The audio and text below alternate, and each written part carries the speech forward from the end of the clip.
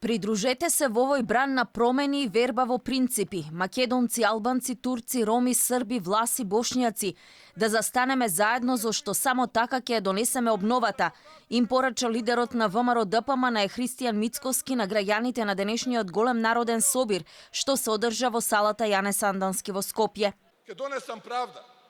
Правдата која што ќе стане наш заштитен знак, наш бренд нејм. И колку сега сме овиени во неправда, мојот мотив е уште посилен да се спротивставиме на мафијата и оној трул систем кој не влече надоле. Затоа што имаме неправда пред се кон обичниот народ кој е заглавен низ судските лавринти, кој трпи не само законска, туку и морална неправда. Не смееме да имаме невини луѓе во затвор, патриоти кои се таму само затоа што си ја сакаат Македонија.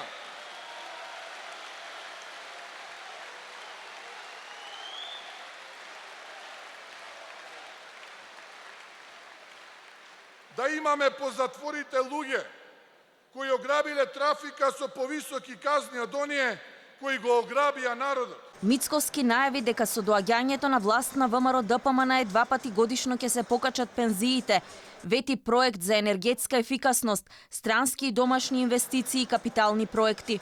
Ви ветувам дека идната влада на ВМРО ДПМН, предводена од ВМРО ДПМН, во 4 годишниот мандат ќе реализира проекти, капитални инвестиции за развој на нашата мила Македонија во вредност од не помалку 2 милиарди евра.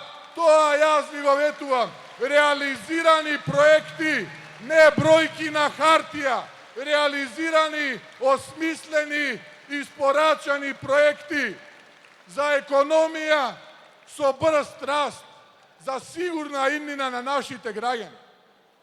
Се обврзувам и ви ветувам дека идната влада на ВМРО ДПМН, предводена од ВМРО ДПМН, во својот мандат ќе испорача проекти во вредност преку странски инвестиции и домашни инвестиции, во вредност не помала од 4 милиарди евра. Се обврзувам овде пред вас. Лидерот на ВМРО ДПМН истакна дека е очекувано после 3 години власт предводена од Зоран Заев народот да биде разочаран од политичарите, но потенцираше дека не се сите исти. Тој вети инвестиции во образованието, а наместо, како што рече, криминални тендери во здравството за нови замислени клинички центри, повеќе од 2 милиарди евра во еден мандат инвестиција во здравството и во медицинскиот кадар. Денешниот народен собир под мотото Обнова за Македонија е финишот на повеќемесечниот караван кој опозицијската партија го имаше низ државата.